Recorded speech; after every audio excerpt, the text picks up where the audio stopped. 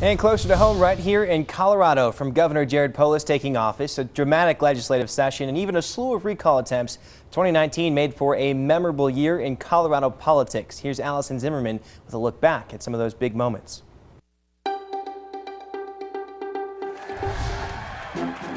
The year began with pomp and circumstance as Jared Polis, the state's first openly gay governor, was sworn into office.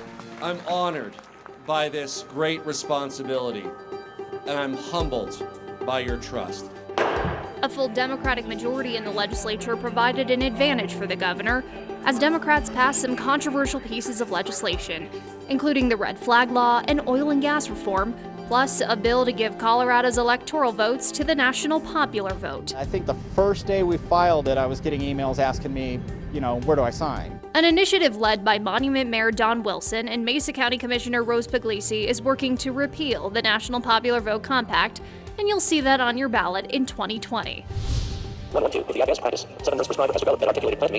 But Republicans didn't back down without a fight this past session. In an attempt to slow down the process of bills going through the legislature, Republican senators asked for bills to be read at length.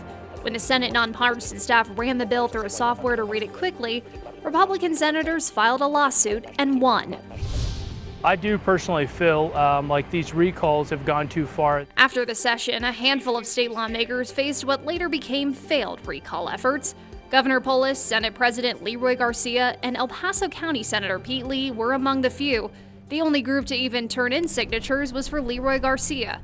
They turned in a total of 4 of the more than 13,000 needed signatures. At the city level, Colorado Springs re-elected Mayor John Suthers, in addition to 3 at-large members joining City Council, including former Secretary of State Wayne Williams. I'm John Hickenlooper. Colorado politicians also made their way onto the national stage this year, with former Governor John Hickenlooper and Senator Michael Bennet announcing presidential runs.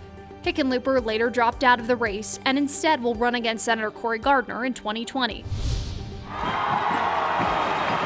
And some major national names made their way to southern Colorado as President Trump gave the commencement speech at the Air Force Academy and Oprah spoke to graduates at Colorado College.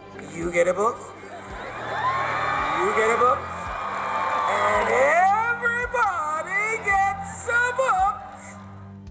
While not a major election year, thousands of Coloradans voted in 2019's election, with 2 statewide issues, Prop CC and Prop DD, put on the ballot by lawmakers, saying no to the state keeping Tabor refunds and yes to legalizing sports betting and taxing casinos. We're excited. We know that was a close vote. Something casinos in Cripple Creek are looking forward to.